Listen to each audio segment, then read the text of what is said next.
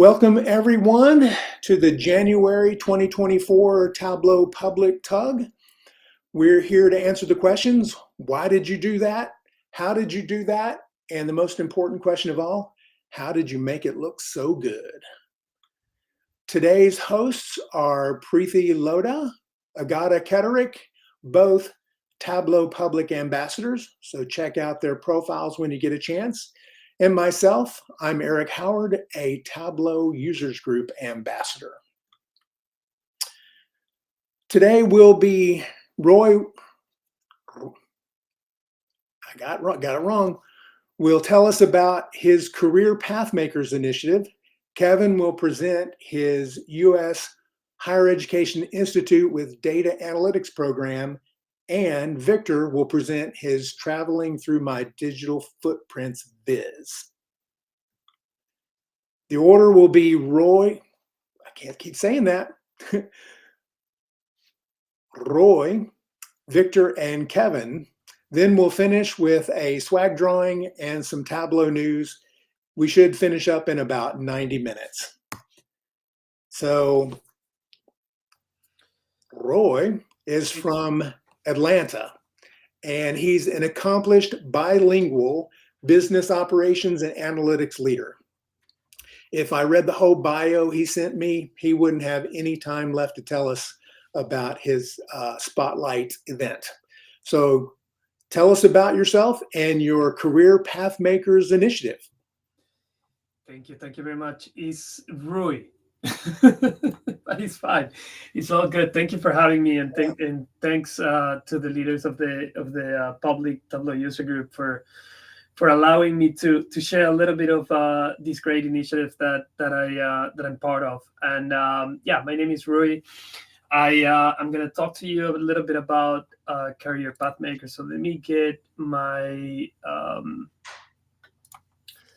my presentation here. And I'm actually going to go to the next slide here. And a little bit about myself. Yeah, I'm Latino. I was actually born here, but I lived most of my life in Ecuador, and my family is from Guayaquil, Ecuador. So you can see, hola, soy Ruy. I am a father of 4 boys. We all love soccer a lot. My teenagers play soccer quite a bit, so we spend a lot of time traveling for their soccer games, and then we also like to watch soccer. I love spending time with the family. In fact, I was spending time with my family too much over the holidays, which is why you can probably hear in my voice that I'm still a little bit sick, because a bunch of us got the flu. So it was pretty fun while it lasted, but the first week of the year, a lot of us started getting the flu, which wasn't that fun. But hey, it's the price you pay for spending time with family and enjoying the holidays. So we had a blast. I'm a Tableau consultant for a company called Kairos. He's a partner of Tableau. We do a lot of work for anything that has to do with data and analytics. But we also do quite a bit of visualization work with Tableau. Is probably what we do the most. And I am a 3 times Tableau user group ambassador, and I'm an aspiring author. I'm actually writing my first book. You can see it there, called Tableau Interview Guide, the ultimate Tableau developer job search handbook from business to offers, coming to you hopefully by the end of this year. So working on that. If you want to connect with me, I've left in there my handle for Medium and X, former Twitter, and my Tableau public profile as well. And if you want to use that QR code, you can connect with me on LinkedIn. I lead 3 Tableau user groups. I actually started delegating more and more for the financial services Tableau user group. I used to work in financial services before I worked with Kairos, so I founded that user group. But I also lead the Latino Tableau user group. Actually, Victor is one of the co-leads there too. And we've been doing that for about a little bit more than 3 years. And my latest initiative, she's the one that I'm going to talk to you about today. It's called Career Path Makers, which I can tell you you're gonna love. So a little bit of a story. Last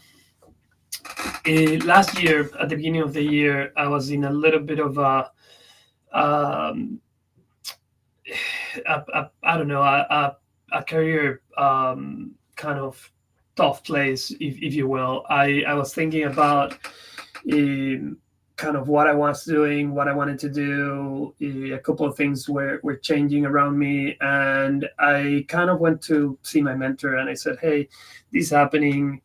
How do you feel about it? What should I do?" And she sent me back home with, "Hey, maybe all you need to do is just not freak out. You turn to like overthink things too much. Just continue doing what you're doing, and maybe focus on looking at some of the positives and some of the things that make you happy, and start there. And we'll talk about it in a little bit, in a little bit, and you'll tell me kind of what that uncovered." So I started going back to a couple of things that I knew I loved doing.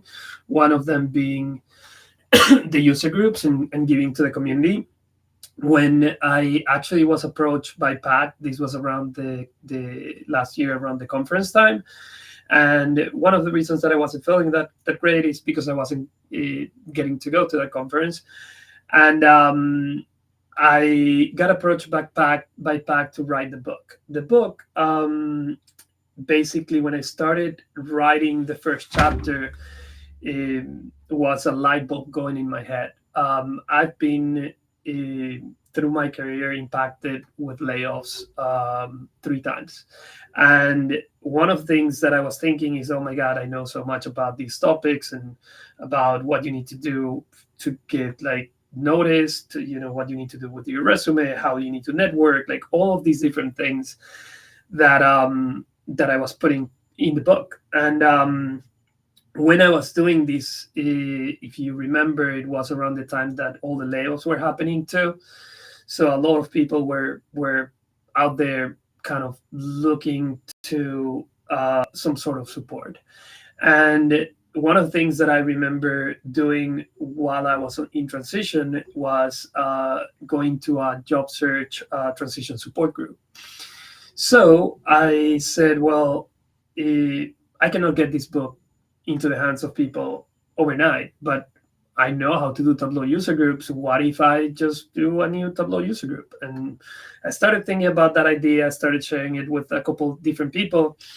And another big thing that came out of that was the mentorship program as well.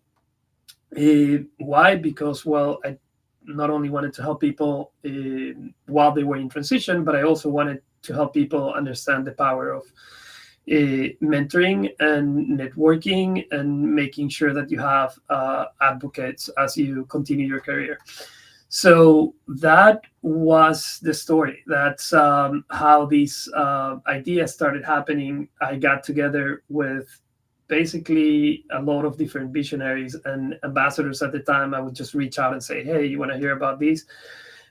This is what I would like to do. And then if someone would raise their hand and wanted to be part of these, I would allow them to do so. And that is what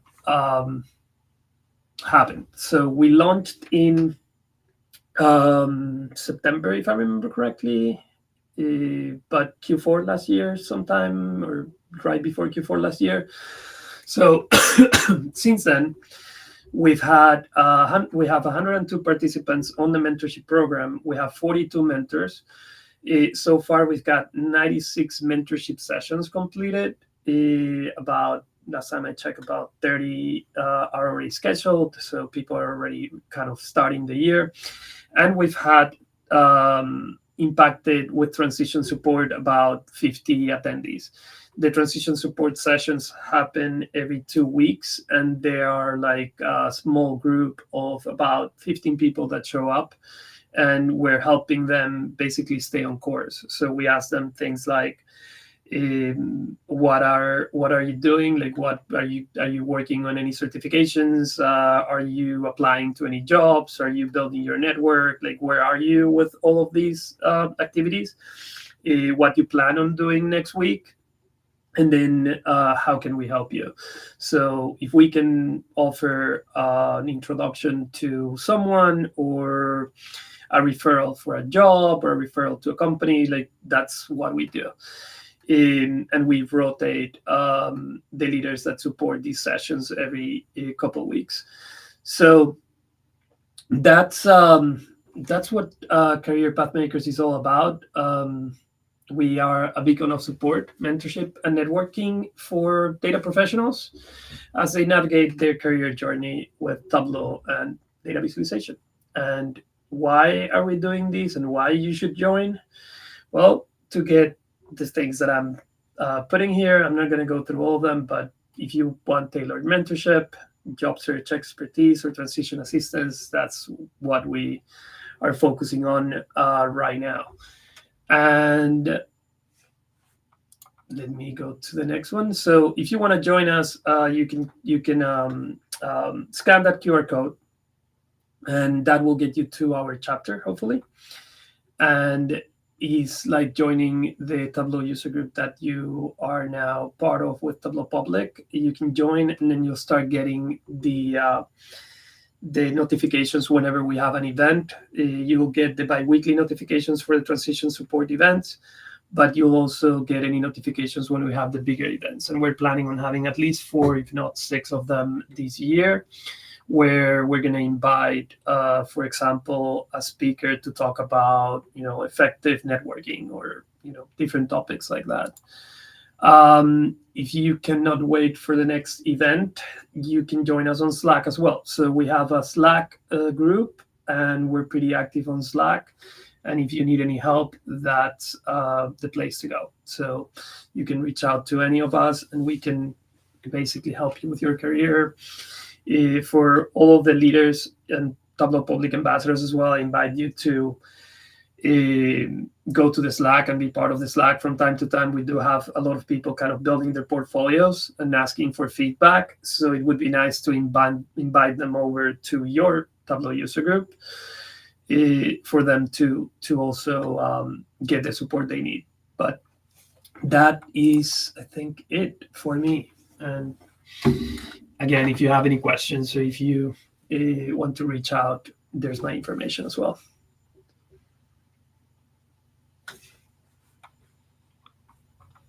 Excellent. So you say it's sort of a user group. Are you doing this through Bevy, or? Yeah, I'm doing this through Bevy. I'm gonna put the link as well in the chat. Yeah, and you can just sign up and register there, and you'll know whenever we do any events. So all the bi-weekly sessions, we put them in there, and the meetings as well that we're going to have on a quarterly basis, we're going to put there as well. Okay. So if I wanted to do it as a mentor, how much sort of time would I need to budget for it each month to do that? Oh, that's a great thing as well. I'm gonna put the link to the mentorship program as well. We have the mentorship program. Basically, we have a platform where we're tracking all the numbers too. That's where the numbers came from, and the platform is incredible. As far as time, you really can manage your own time. So when you sign up as a mentor, we don't ask you to commit to a certain number of hours or anything like that. What the platform, when you sign up, is gonna give you a survey, and you're gonna enter your information. That will do 2 things. One, if you're signing up as a mentor, it will ask you how many people you want to mentor. So you can set up to 3 people, I think, that you can mentor. If you only want to mentor 1 person, if you don't want to overcommit on time, you can do that too. And then all of the sessions are tracked to the tool, so you can set up sessions once you connect with your mentee. Now, that survey also acts as a matching algorithm as well. So any mentees that match to your profile will basically be able to request you. And when they go through the request process, you can accept them, and then you start kind of gauging the time that you can commit, if you can commit, and how you want to manage your sessions. For me, I try to do, I'm going to say, probably 2 hours every 2 weeks. Okay, it's not too bad. Yeah. All right. Well, thank you for sharing that with us. We look forward. Ruy, I have a quick request. I'm Sure. watching the chats. I see somebody asking for the Slack QR code. So if you could go back to that slide. Okay, the Slack QR code. I'm gonna also put the Slack link, the mentorship link, and the Bevy link on the chat here in a second. Thank you so much. Okay. Thank you. Thanks for having me. Awesome. And this is being recorded, so all this will be up on YouTube probably later today. So, all right, Preeti, you're up. Thank you, Eric. Hello, everyone. I'm excited to co-host this segment for Victor. Before we go, a couple of housekeeping rules. If you have any questions that you might want to ask Victor, please feel free to use the chat option or use the Q&A. We are going to go through the presentation and then take the questions. So that would be the order of it. Thank you, everyone, for joining us once again. Before we start with Victor's presentation, I would like to introduce him. Victor Muñoz is a data enthusiast pursuing a career in information design. Since May 2023, Victor has dedicated himself to building his Tableau skills, actively engaging with the DataFam community, and achieving several milestones, such as a recognition for Viz of the Day. He has also participated in a lot of community challenges and projects and events like Iron Quest, Viz for Social Good, Viz Office Hours. My favorite is Viz Office Hours. Anytime I build something, I go back to Michelle and Nicole and I'm like, could you please review this? So yeah, agree with the Viz Office Hours and Data Book Club. He is focused on enhancing his data visualization process, continuing to build the connections within the community. And he's going to showcase how having this community has helped him to get this Viz of the Day in the beautiful process that he's going to share with us. And Victor has been a lifelong learner, and he says that he is passionate about a broad spectrum of topics, including history, social impact, security, and privacy, personal well-being, and indoor cycling. We're going to talk about the indoor cycling one, Victor, probably a sidebar from this, but I'm curious to learn about that. Victor, as he says, is committed in continuous learning and sharing his knowledge with the community. So I'm so glad to have you, Victor. Welcome. Thank you very much. Can you listen to me? Yes. Oh, okay, thank you. I will hand it over to you now for the presentation. And guys, please do ask your questions in Q&A and in the chat. Thank you. Okay.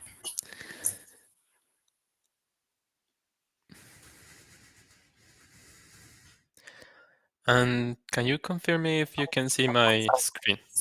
Yes. Okay, thank you very much for that introduction. I appreciate it a lot. And thank you very much for all the team of PublicTUG for the invitation and everybody for coming to this session. So today I'm going to present how I create my first visualization of the day in Tableau Public. And wait a minute. Yes, okay. So what are you going to expect from this presentation? I'm going to present to you the stages of my creative process. I'm also going to share with you all the tools that I use during to build the visualization, all the lessons along the way, and I have a bonus that is a gallery that is going to introduce to you one of the tools that I use for this visualization, and I call it this gallery Nature in Database. So this is the visualization. As you can see here, my aim was to present and to explore all the applications that I have in my cell phone. So I wanted to know the number of applications that I have, the different categories that I was using all of these applications, all the services that I have. And also I wanted to know the major influencers of these big companies that are around of the creation of the services that we are using every day. And last but not least, also wanted to create a little bit of awareness. I don't know if it's the same situation as me, but normally I poorly read the terms and conditions of the services that I am using every day.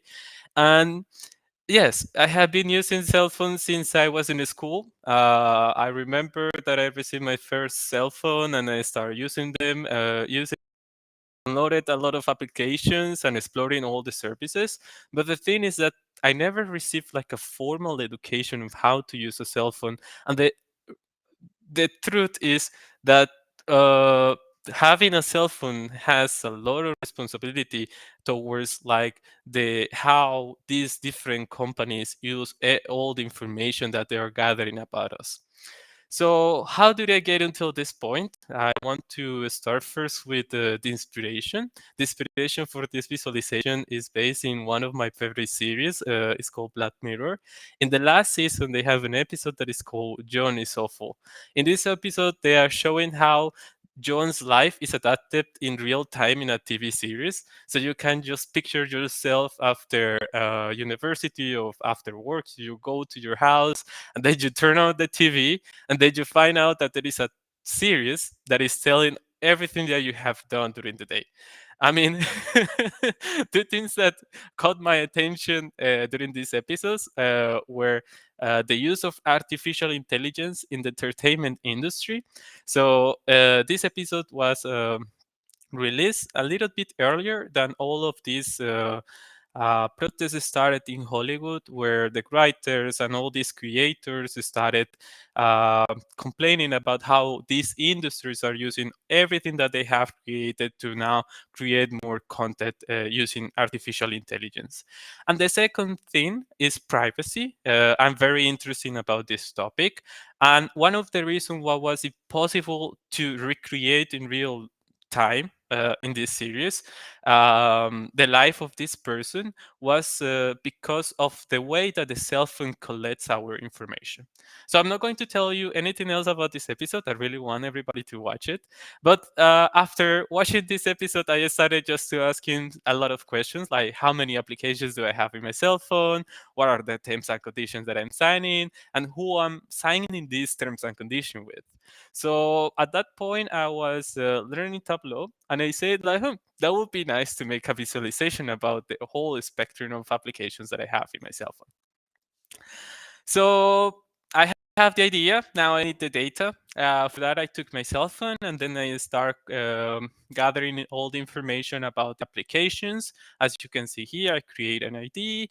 I also start adding the name, and I create several levels of categories based on the use that I was giving to the services that I was using. You know that some stores also has like a category for the applications, but I wanted to use like the category that I was using the application for, no the one for the store. The developer of the application, I also make a group of these applications based on the major group of these big corporate companies that have the services. So with that, I then continue with the validation and elaboration. I started with some sketches. As you can see here, I was using an application in my iPad that is called Cola Note. I started with some sketches. So my main idea was to present like the different categories, the different services. I was very curious about the holistic view of everything that I was having in my cell phone, and I will start like making different categories based on my journeys, based on my job, the applications for security, and there is also a group of applications that I'm not even using, but they are there for by default. I also started to make a draft for the layout that I was going to use for this visualization. It was a horizontal layout or it was a vertical layout. And at that point, I started with more questions like, do I really need this application? So at that point, I had 148, and I deleted a lot of applications before this because I wasn't even using them. And another question that I have is the average of applications that everybody has in a cell phone. So at that point, I have 148, and I know that since that moment until now, I have deleted too much applications. But I don't know if 148 application is too much or is not too much. I don't know right now, and that would be nice if somebody knows what is the average number of applications in one cell phone. After completing some sketches, I wanted to start playing with the quantity of applications based on the categories. So I moved to another application that is called Figma, and then I created different stick notes for each app, and then I started arranging them, like trying to give them a shape. As you can see, here is a moment in my creative process that I was thinking about Tetris or something, but that never happened. It was just a random idea that came to me, and at the end, I just have something like this. So I will Tableau, I develop, I upload the data, and I start making all of this visualization. But the truth is, I didn't like it. I didn't like this design. It didn't say anything to me. It didn't express to me. If I want to know what is this visualization say, I need to read the entire text. And also, the title says, how many apps do you have in your cell phone? It's not very creative. And the only thing that I like is the colors, but that's it. And the reason why I like this visualization is because it also has allowed me to study a little bit more about the creative process. So if we review until this point, so I got an idea from the series. I start collecting all the information, and then I pass to the validation and elaboration. But for the past months, I have been reading a little bit how this creative process works, how our brain works, and I found one of my favorite articles is the 4 stages for creative process by Herbert Louis. And in this article, he mentioned 4 stages. He mentioned preparation, incubation, illumination, validation, and elaboration. So one of the stages that yes, like a challenge for me to understand is the incubation phase. And it says, let your unconscious cultivate the idea. So just to remember, when I was preparing everything until I get into Tableau, I never let like my brain to rest, to make all the connections, to process the information that I was doing. I was trying to get the visualization for myself. Like, I want to finish it. I want to present this until I get into the visualization that I didn't like.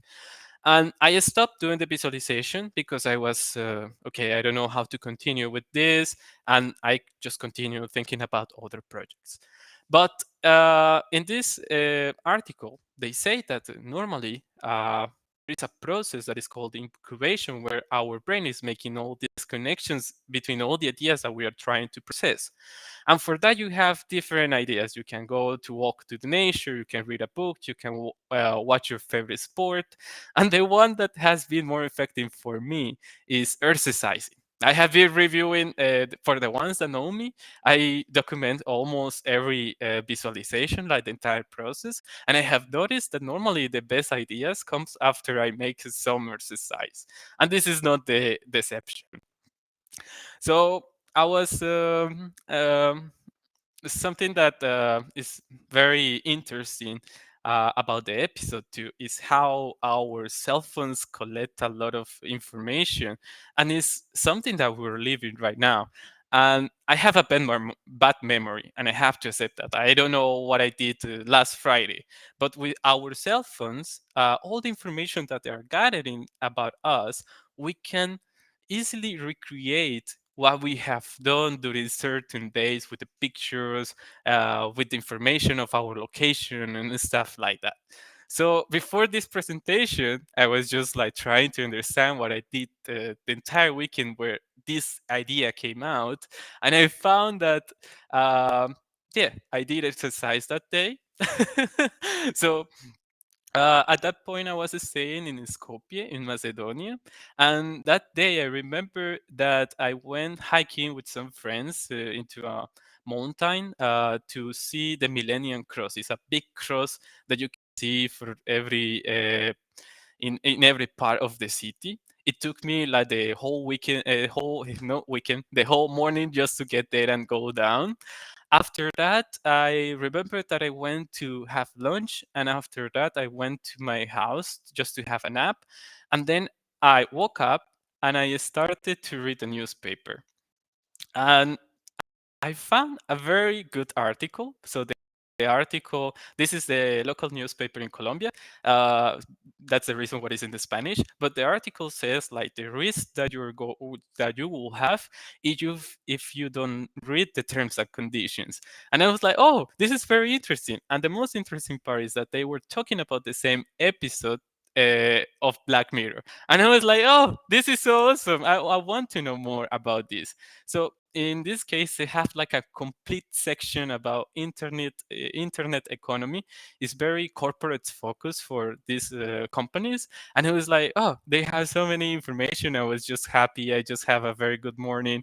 And then I was just reading about how in the internet we have all the information about us, then the footprint, the digital footprint that we are having in the internet, and then a fingerprint just came into my head, and I said like, wait a minute, what if I just take all the applications that I already have and then put it into the in this into this fingerprint?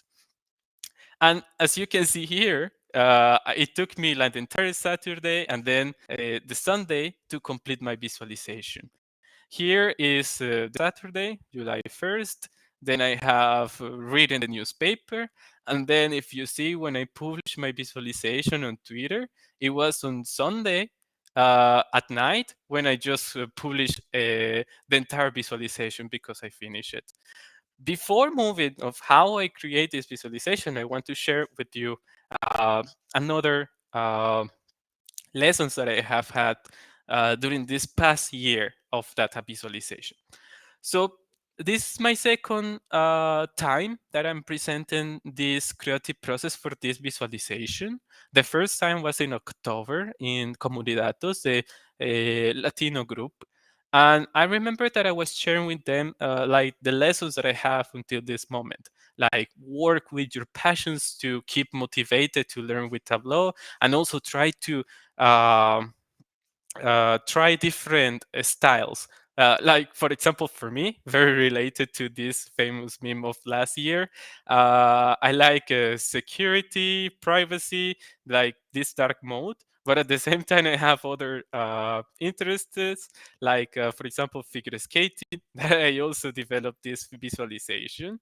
And when I was doing the rehearsal for this presentation today, I remember that I told them that I update the presentation because since October, I have so many experiences that also have helped me to grow somehow my skills in data visualization.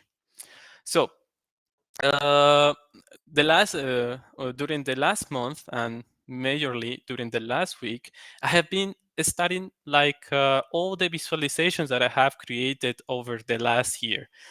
Here I'm presenting to you 3 visualizations in Tableau Public, 1 project for data physicalization, and also 1 project that I'm doing right now that I'm participating, and is a drawing challenge.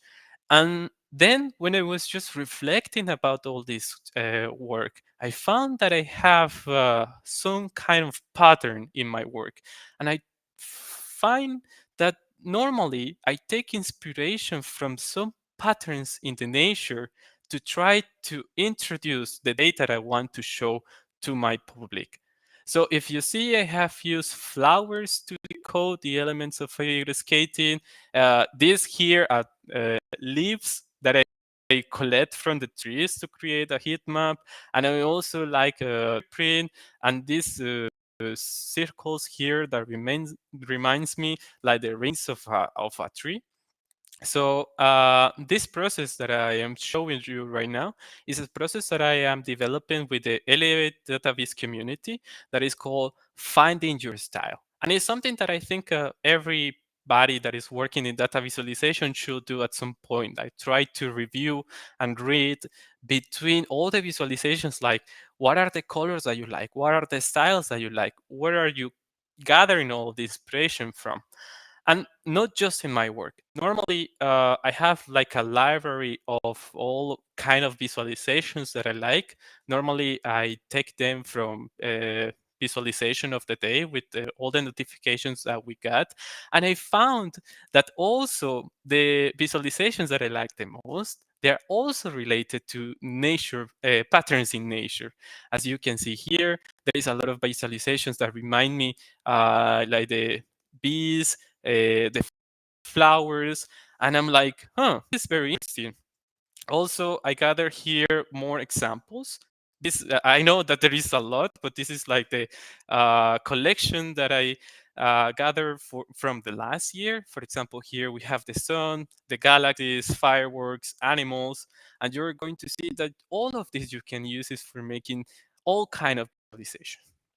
But there is a big challenge. Well, there is a lot of challenges for including these kind of organic shapes into your visualization. So the first one, of course, is going to be creativity. So you have your data and you want to take one of these patterns in the nature and create something that is going to engage with your audience. But then to just try to translate everything into your data visualization, usually you're going to use a lot of math. Just to naming some of them, you're going to use polar coordinate system or Bezier curves just to translate everything that you have into these shapes in X and Y axis. And well, the data farm is helping you with some resources. I have gathered here some of them from Annabelle Rincon and Brian Moore. They have made some blogs about how you can create these flowers. Also, you have some tools from La Database and these public talks, for example, in September. Kasia also shared how she built like this visualization that looks like a sunset. This one here. So what I'm telling all of this, I'm telling this, I want to introduce a new tool that you can also use in this case for making these kind of organic shapes, but without using a lot of math. So this tool is called CBI Studio. This tool was a recommendation by Jackie Moore. I remember that I shared in Slack about my process of how to build my first visualization in Tableau. I made it manually, the entire visualization, and then Jackie just recommended me like, no, you can use this tool, and it's going to help you to make it faster. So let's go back. I just picture the fingerprint in my head, and I said like, yes, I can use all of these applications. I put it inside of this fingerprint. So I take the fingerprint, I started dividing it in 148 parts, and then I start making all of these points and line calculating the X and Y axis. So what I'm going to present here is the application. This is the application, is CBI Studio. And in this application, you can create points, paths, and polygons. And what I'm going to show you is how easily it is to use this. So I can take the picture. This is the fingerprint that I use. So I'm just going to take it. Yeah, take it. Going to put it here. And in this case, I was using path. There is the same of the lines. And I just started doing this. So as you can see here on my right, this application is generating every line or every point that you are creating inside of this platform. So this information is the one that we're going to use to draw the same shape inside of Tableau, right? So as you can see here, we are going to have an ID for each line. here we have 0, 1, 2, and if I just start creating another, it's going to be 3. And also is gathering the information of the order of each point. So as you can see, you can have as many points as you can as you want, and it's going to start recording the order of those points. And finally here, you're going to have the position and X and Y. So here, you can just try to get any image that you have from patterns in nature or whatever topic do you want to have and put it here. This is going to take too much time and it requires a lot of precision, but it doesn't take like a whole math that you will have to do if you want to do like with the questions. I want also to show you how it looks when you put all the information, so you can also upload like the work that you have done. I'm going to show you here.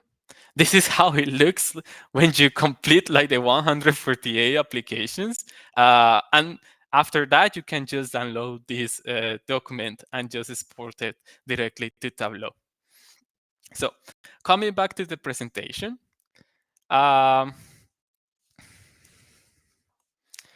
If you remember, I only have one table in the data model, but now I have two tables. The only join that I did is between this ID of the application and the shape ID that I show you from CVI Studio. So I just joined these two, and I already have all the information that I needed. So what I'm going to show you here also is in Tableau Public. This is the visualization. But what I'm going to show you here is how easy it is to create the shape. So first, let's see the file. This file, so you're going to have the shape ID, you're going to have the point ID, that is the order of the points, and these two, that is X and Y. So I came here in a new page. These are all the information for my fingerprint. So I'm going to use the points in X, the points in Y. These are dimensions. And somehow you can see here that there is already the fingerprint. But I have to tell Tableau that this is a line. And there are different lines. It's not just one line. There are different lines that they are separated by this dimension that is called shape ID. And also you can see here, now we have the fingerprint, but now you see here there is some errors. I just need to tell Tableau the order that it has to join the points. So I have to use this point ID. And now we have the fingerprint. I'm just going to use a little format here to show you something else. I'm just going to take the background and I'm going to hide this axis. Going to create a new dashboard and I'm going to put the fingerprint here. As you can see, now we have the fingerprint and you can just be creative and take any pattern that you have, use CVI and then put it here. What you can do with this is that you can play with the size of the lines and also you can use some colors. For the colors, I use one of the levels of the categories that I was presenting. So for example, here I have entertainment, financial, some gadgets, some intellectual, journey, physical, and so on.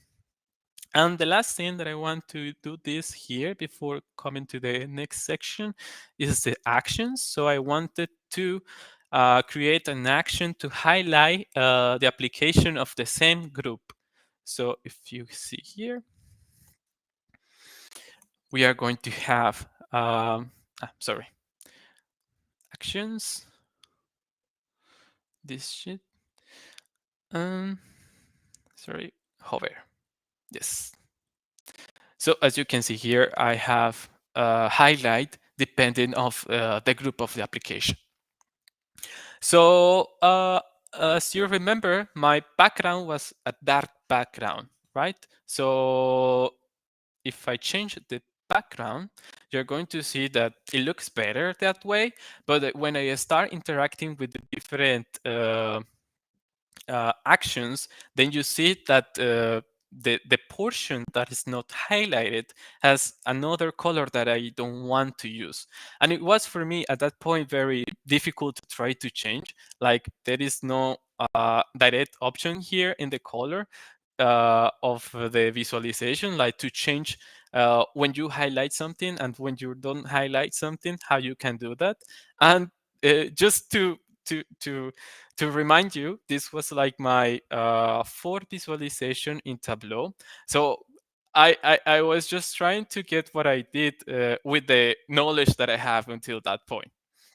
So if we go back to the presentation, I'm going to show you what I did for trying to get like the color that I wanted when when the data was not highlighted. So if you ever download visualization and start playing with it, changing the different colors and interact it with the different layers, you're going to see that for the fingerprint, we have 4 layers. We have a background, that this is the background that I wanted to use.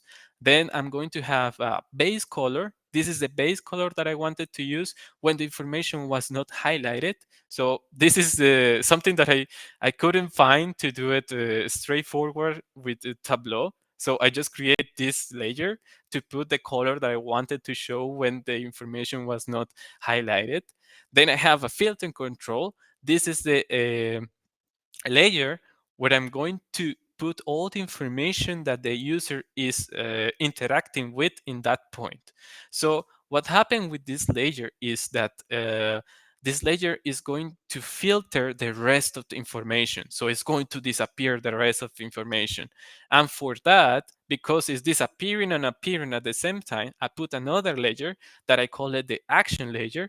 And this action layer is an invisible layer. It has all the information of the rest of the layers, but in this action layer, you're going to control the interactivity, and also you're going to control all the tooltips that the users are interacting with. So if you come here to the main page and you start reviewing it, you're going to see that here is the invisible layer, but this invisible layer, you can change the color here, the opacity, and then you're going to see that there is another fingerprint here. And also, this is not just one fingerprint, but there are 2 fingerprints. This is the one with that I control the filter one, the one that is filtering all the time. And this one here is the background.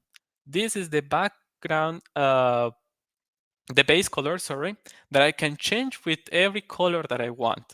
And every time that a user is trying to select information, it's going to show this color for the applications that are not highlighted.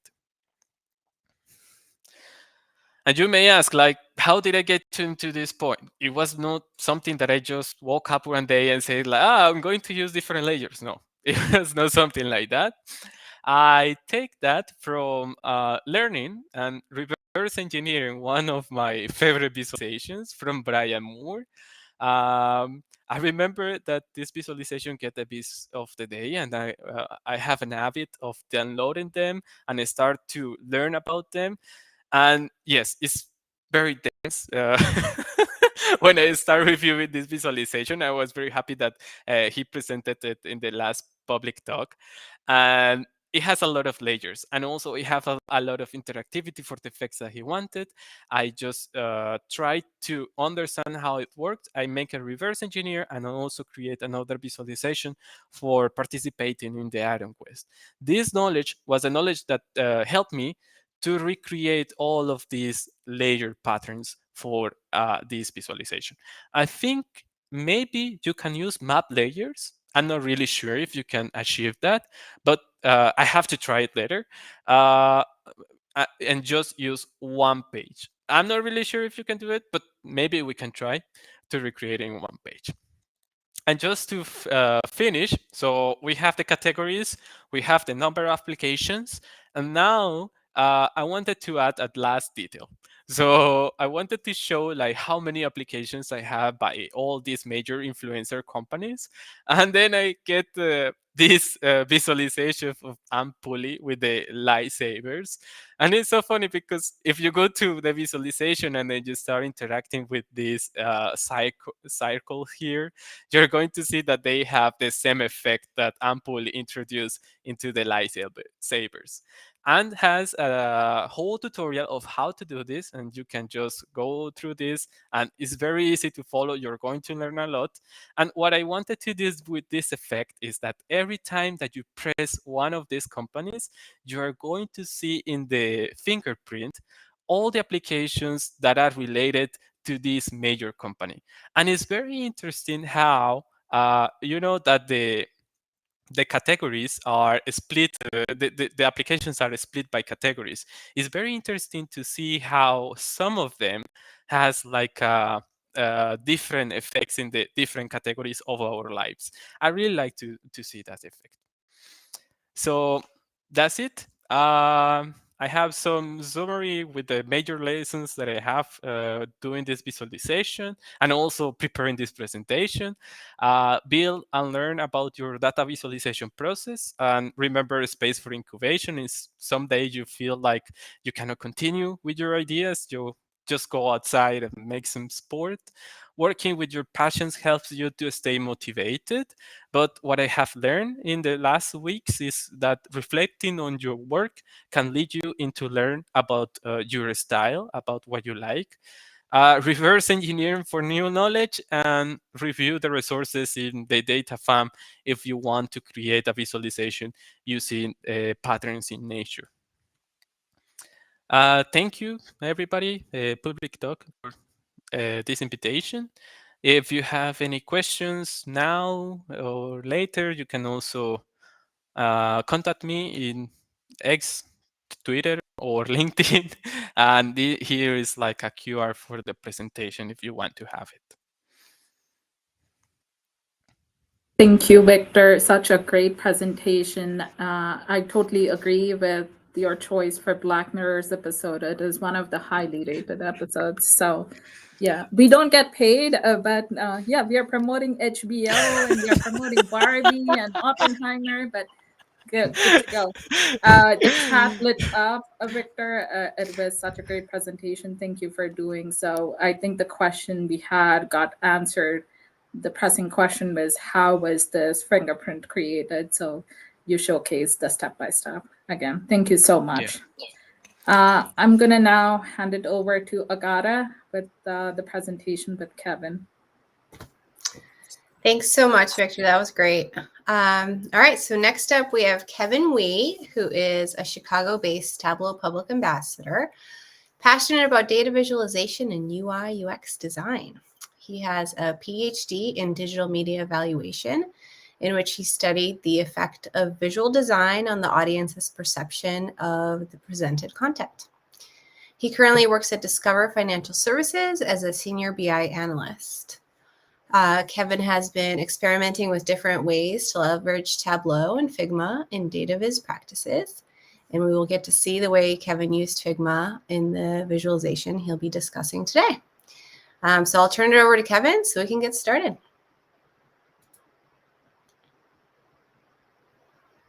Still muted, Kevin. Can you hear me? Yes. Awesome. Let me reorganize my screen a little bit. I have 3 screens and I always need to put things in right order before I start talking. Cool. Great. Now let me share my screen. Okay, so are y'all looking at my screen? Good. Well, welcome everyone. My name is Kevin Wee, and today I will dissect one of my visits of the day. It's about the U.S. higher ed institutes, including colleges and universities. These institutes with data analytics program. So let's get started. Okay, I'm gonna hide that. Okay, great. Now, before I start talking about a visualization, here are some reminders. First of all, what I present today would be a simplified and linearized depiction of what actually happened when I created a visualization. The real process is always more messy, a lot of back and forth, a lot of hair pulling and coffee and a little bit crying at night. But I'm trying to romanticize it to you so that you can feel the passion behind the project. And the second thing is a lot of decisions that I've made in these visualizations, a lot of them were informed by best practices, but a lot of them were also my gut feeling, kind of take the artistic license a little bit. So when you listen to what I did today, hopefully you focus on the rationale and the idea behind the actions rather than the actual actions that I did when I made the visualization. So with that said, let's talk about how I started with the project, a little bit of the origin story. So I just finished one talk, and my next talk wasn't gonna be like in a month. So what I did was there's one weekend I was bored in the evening, so I just went to the DataFam Roundup. For those who are not familiar with DataFam Roundup, it's a weekly news published every Friday by Tableau, highlighting what's new in the DataFam community, what kind of challenges out there. I'm just going to go to that so that you can see the exact news that I was reading that day. So Atikan, it's the curator for all this DataFam content. They would highlight a community member, and then they would share, oh, these are some fancy visits out there, and then some other visualizations and exemplified on the screen. And if you scroll to the bottom, you will also see some of the community challenges and projects. So I just scroll through this. Was like, okay, let's look at anything fun that maybe I could take a look at the data and see using my free time. Maybe I could participate in one of these challenges. So this caught my eyes. Data analytics program in the United States. It's by EduVisors. I know that EduVisors, it's a monthly challenge where they share education-related data to the DataFam and then let them build their own visualization. So I went to their website, checked out the data set of that month. I believe it's in August 2023. And I look into the data by clicking the link. I was brought to this website. It's data.world. You need to sign in to read the actual data. And I noticed that, okay, we have a lot of university, their address, the link, and a lot of attributes and values about these institute. So I downloaded the data, tried to play with it. And before I knew it, I turned this supposed to be bite-sized project into a borderline over-engineered project. Of course, because of my greed and shiny object syndrome. So today I'm going to tell you how I put this together and what happened in the process. First of all, let's do some demonstrations of this visualization. I understand that a lot of people here, they may not have seen this before. So I made this last August, and it was nominated as one of the Viz of the Day. I was very fortunate. Let me zoom it out a little bit. So what you're seeing here is a visualization. You can see that on the left side, there's a map, right? On the right side, there are a lot of metrics, a lot of bars and dots. First of all, I'd like you to focus on the black components. The black dots on the left, these are the institutes, colleges and universities with data analytics programs. It could be one program or multiple programs. On the right side, the bars are the aggregated measurements of these attributes, like in total, how many of these institutes provide doctorate degree, for example? How many of these institutes are in city or suburb? How many of them has housing? Or the general distributions of student population, undergrad percentages, average net price for undergraduate students, I believe, and the graduation rates of the students. So these are the black components. They're the big picture. If you pay attention to the gold component or the orange component, that highlight a specific institute. It would tell you that currently it's highlighting University of Texas of Arlington, and then the yellow dot telling you that University of Texas at Arlington has these specific degree or awards offered. It's also in city, and then it has it has housing provided. And then at the bottom here, you can see that the strip plot here kind of highlight what's this selected institutes sit in terms of all these distributions. So you kind of see the big picture and the highlighting of a specific institute. And here's the thing. If you select any institute on this map, I'm going to pick Purdue because that's where I'm from. If you select Purdue, you will see that now it would change all of the highlighted metric to characteristics of Purdue University Global. So this is the dynamic component of this visualization. And of course, when you select a different university and click the website button on the top right, now it will bring you to Purdue website.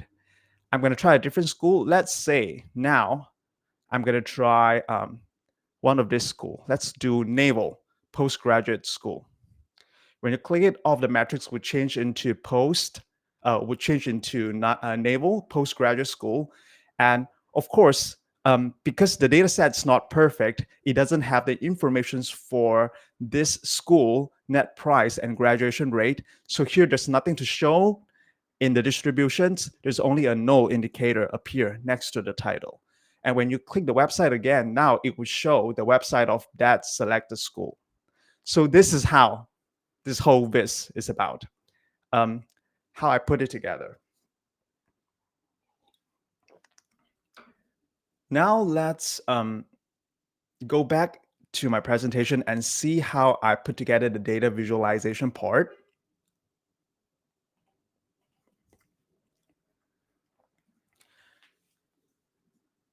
Overall, this is what's going on the screen. We have a background image. There are a lot of worksheets, and there's one specific dashboard action where when you click on any dots on the screen, you may select a specific institute. So this is the general compositions of this viz. In terms of background image, I leverage Figma to create these elements on a screen. It involves titles, the color mapped, the map legend, the description, the credits at the bottom left, the folder shape on the right, and the web link button design. Not the actual function button, but how it's looked. And because this is not a Tableau plus Figma presentation, I'm not going to show you how I made it, but later Agatha can share a link in the chat where you can leverage my freely available Tableau cross Figma resources. And in terms of worksheets, all of the data components on the screens are made with different worksheets. I'm going to give everybody about 10 seconds. Can you put it in the chat? How many worksheets do you think this viz has?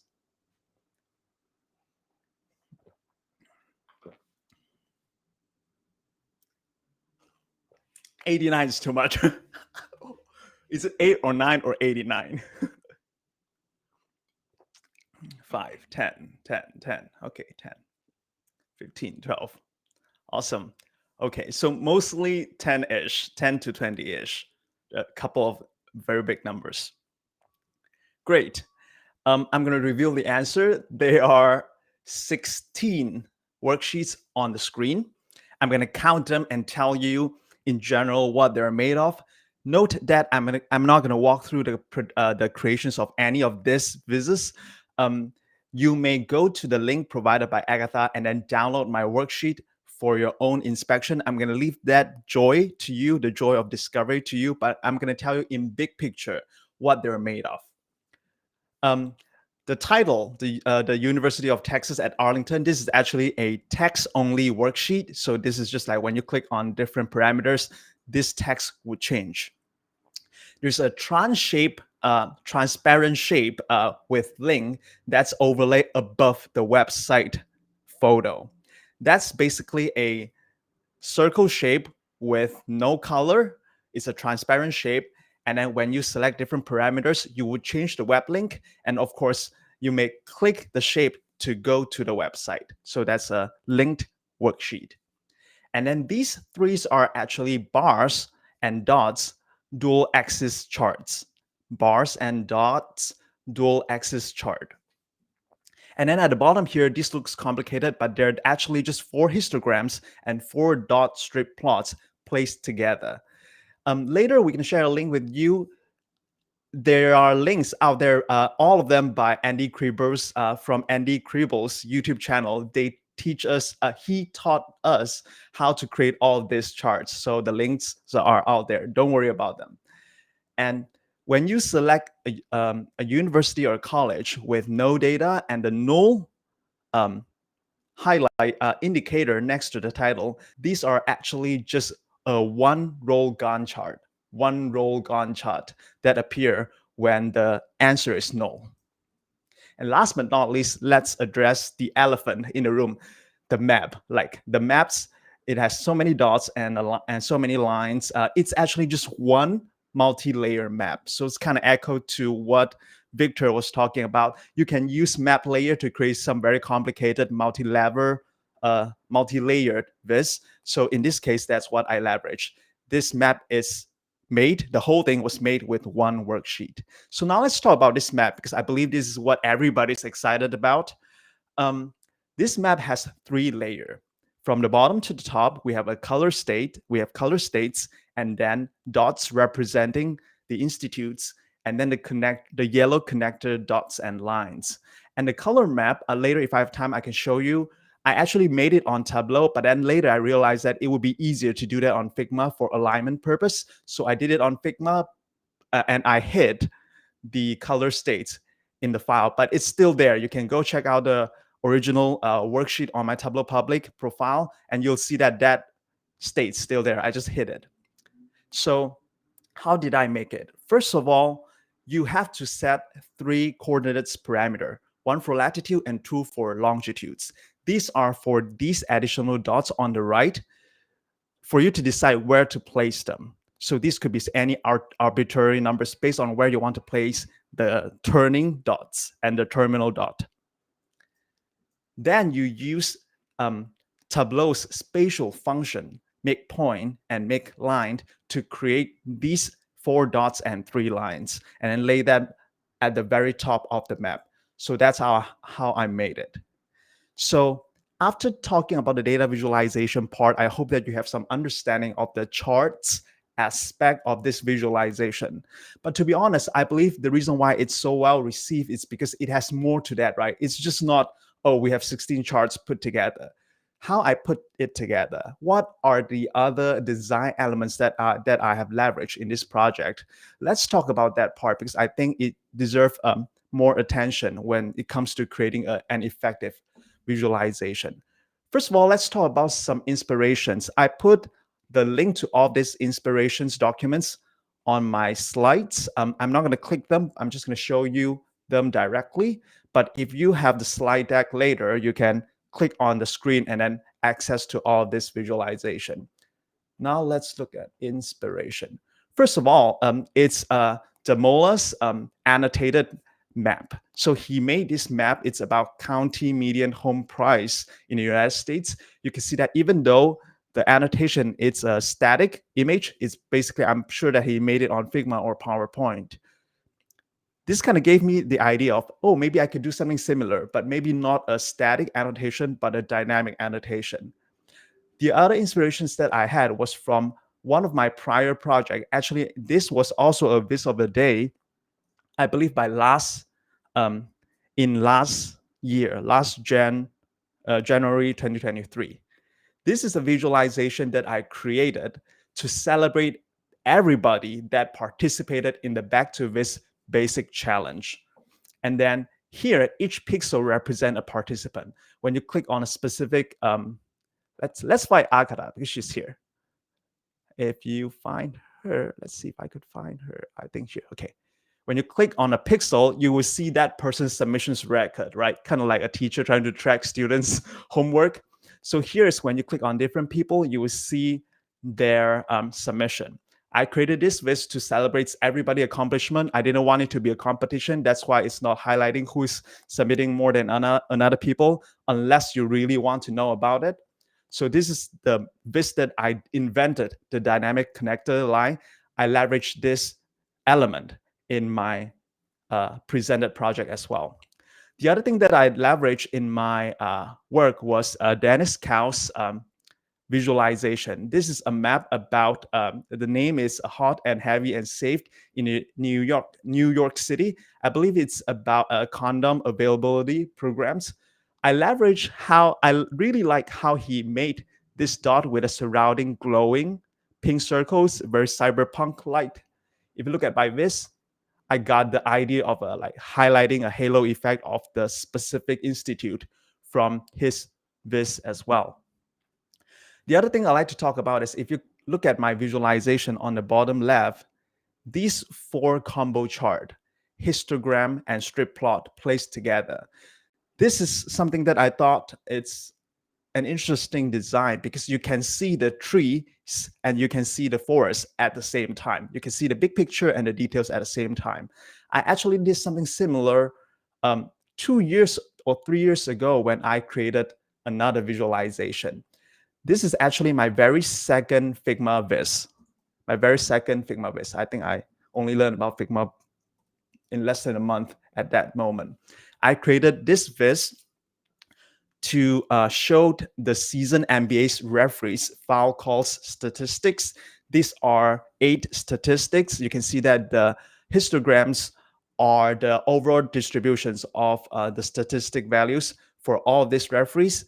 And then when you highlight a specific referee, the triangle will tell you where that referee sit in terms of the distributions of every metric. So I got the idea here, but now instead of indicator line like this, I just use a strip plot for my data analytics program. So hopefully you can see the connection there.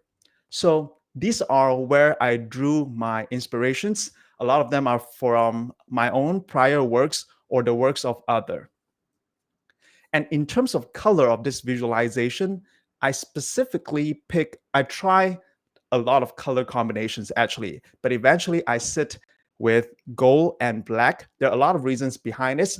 First of all, I'm from Purdue. Gold and black are actually our own colors. So I was like, okay, this is the data about university. Let me put something personal there. But actually, I didn't like Purdue's own gold and black color combo. So I've been looking at different books, different visualizations, try out different combos. Let me just quickly show you what I had. So originally Purdue's gold, and these are Purdue black and gold. And then the vis that I made, this was the original color. I thought the blacks, the dark gray is not dark enough, and then the gold looks a little bit dirty. So I've been trying different color combination. You can see that I try, how about you invert the color palette? How about you create something that look more like an army map or something that look like a different product? But eventually I settled with this color palette because I got the idea from this vis from South China Morning Post. It's a vis about how Corona is changing cities, but I really like how the minimalism when it comes to color. You have like black and gold and a different gradient of gray. So I like this color palette. I leverage it. I actually got it from this book on the screen. It's infographic design. This is a book by South China Morning Post. Highly recommend you to check it out. I put a link in my website as well. So that's how I got the inspirations for color. Now let's talk about layout, how I place these different elements so that they could be understood easily. First of all, this vis has a lot of negative space. Negative space or white space in this context, they let the users breathe when they are digesting complicated information. In this case, there are a lot of metrics and categories. I also use consistent margins and gaps around this vis so that it's easy for you to keep track on which element that you're looking at and that at what point of the story that you're at. If you look at a big picture here, you can see that there's a clear segments between different level of details. On the left side, it's all about big picture, right? We have band, we have like giant map. You can see the overall distribution, geographically distribution of these institutes. You can stop there and then move on with your life. But if you want to learn more, on the right side, these are the detailed informations of these institutes and of the specific selected institute. So these are the design layouts that I have implemented in this visualization. And when it comes to typography, I use a couple of sans serif fonts. I try different combinations to find the one that work well together. And I use font weight and size to convey information hierarchy. Which information is more important? Which information is like, it's not that important. I use weight and size of these fonts to convey the information. Futura was used for titles, for bands and web links. Urbanists are used for main title and descriptions, and Tableau Sans was used for charts and tooltips. I could have just used 2 fonts instead of 3, but the fact is Figma doesn't have Tableau font and Tableau doesn't have Urbanist. So I just used that 2 fonts that look kind of the same so that when you place it together, they look consistent. So that's it. That's about the typography. So with all of this, let's talk about some takeaway. First of all, I didn't talk much about it, but I actually used Tableau Prepped to convert address to zip code and state tagging, and to pivot the data table. And I used Tableau Desktop and Tableau Public to do graph, to find coordinates of the zip code, and use Tableau Public for dashboard actions. And I use Figma for the background image. So when I use these 3 components, the final product looks like the circuit board of your computer. The Figma part is just the green part, like the canvas. And then the desktops, the charts, the graphs, they all look like the microchips on the circuit board. And when everything's placed correctly in the right order and manner, this component would work. And the presented viz was it's a product of not just data visualization, but also graphic design and visual metaphors. I believe that when you read that map, when you read that viz, you could tell that I used the metaphor of leaving the breadcrumb for you to follow the informations, and another metaphor like seeing the forest and seeing the trees at the same times. And last but not least, I hope that this presentation conveyed to you that creativity is about finding ideas from different sources and adapting them for the new context. I believe Victor did a very good job in showing that as well. With this, I'd like to thank Akata and Mehras for the talk invitations and nomination. I'd like to thank Eduvisors for the challenges, and Dennis Cao, Demola, and South China Morning Post for the inspiration, and Ken Choi and Elisa for the rehearsal practices. And last but not least, I'd like to thank all of you for making the effort for upskill and participate in the Data Fam community. And with that, that's the end of my presentation. I thank all of you, and I'm open for questions if there are any. Okay, 10 minutes, awesome. Thanks so much, Kevin. I haven't seen any questions in the chat. I did share your links, so hopefully everybody sees that. Agata, I do have a question if you all don't mind. Go for it. Kevin, so I absolutely love what you presented. As a creator sometimes, and I've also seen in chat somebody say that we sometimes struggle in the incubation period. And is it normal? Is it normal that the struggle exists, or you just magically whip out a visualization in 2 weeks? I think we can open this question for Victor as well. Yes, it exists, and it's very painful. Like when I try to make that viz, everything sounds so hot and sexy in my head, right? It's like, okay, I'm gonna put a map here, and I'm gonna use a line there, and then okay, I have 7 charts. I'm gonna figure out a way to lay them out.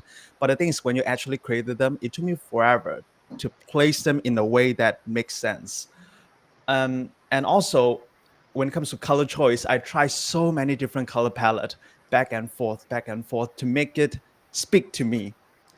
And it didn't work. I believe I spent 3 days just to find different color. And then, surprisingly, making the viz was not difficult. Figure out the layout and the color took me personally forever because I'm not a trained graphic designer. I just went with the flow. So yeah, it's a lot of try and error. You just need to sometimes call it a day, go back, play your game, and then come back, and then suddenly the next day everything would click. Victor not as well as like, yep. Sometimes you need to let it go and say that it's not today. We'll try it again tomorrow.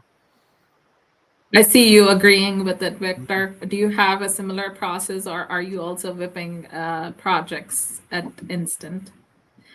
I'm still surprised. It was your fourth project, the fingerprint analysis, and I am like, oh my God. I don't know where I was at the fourth visualization. You are amazing.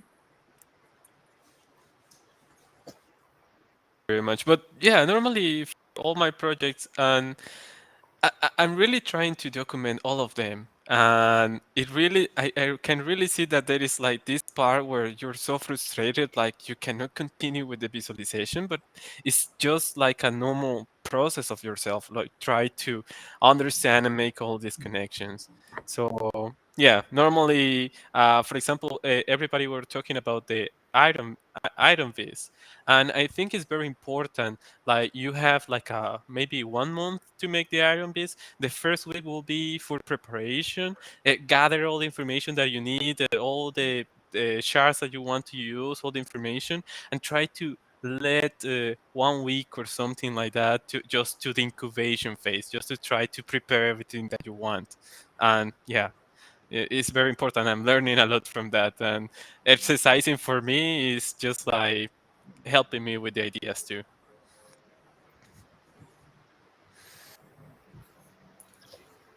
Awesome. All right, should we do some swag? Let's do it. All right, let me share my Swag. screen. Yeah, I'm wearing one. I see Kevin and I came wrapped with the swag. So, guys, Yeah. My sweater's too big. Right. So I went a size down this time. I learned last time. So at the peak, we had about 65 people attending today. We have Jiexing Zhu. So I hope you're still available. If you, well, it's not on the screen. Email tableaupublictug@gmail.com, and we are going to give away 2 data battery packs from the Tableau Public store. So I'll show that in a minute again. But so Mr. Zhu and Faith or Felipe, looks like Felipe Murez. So if you will again email tableaupublictug@gmail.com. Except we're going to give away these 2 data packs. They're worth $50 a piece. For some reason, the gift cards will not take my credit card since they did the update to a new website. So we're just going to give away data packs today. All right, so let's go to some news roundup and finish this up. If you haven't checked out your Tableau Public profile stats, be sure and try that. See who's getting inspired from looking at your vizzes. Data Plus Movies Challenge is going strong. There's a ton of great vizzes out there on Tableau Public, and it doesn't end until the end of August. So plenty of time if you haven't gotten in on it yet, or if you have, you can do some more. Keep the vizzes coming. And Tableau Conference San Diego in April. And then finally, our next event is going to be on February 8th. And we're going to have Sharia Arya tell us about her 5-time Viz of the Day Tableau Public journey. And then we'll have our very own Parithi show us her American International Students Viz. And then Varun Jain will present his Rediscovering the Love of Books Viz. So please put that on your schedule. It's already out there on Bevy if you want to go sign up for it. And we look forward to seeing everybody in February. Again, if you want your own Viz of the Day, make sure it's something timely and topical, highlights new features, spotlights a diverse Tableau community, includes novel chart types and Tableau tricks, and communicates key insights and stories. And as both of them that we've seen today, is visually stunning. I think we had that in spades today. So again, thank you for your time, and we will look forward to seeing you next month, everybody. Thanks, everyone. Thank Okay. you. Before the speakers leave, can I ask Thank you you. all for the obligatory picture for my socials? Yeah, sure, I'm absolutely. going to stop the recording, and then everybody hang on.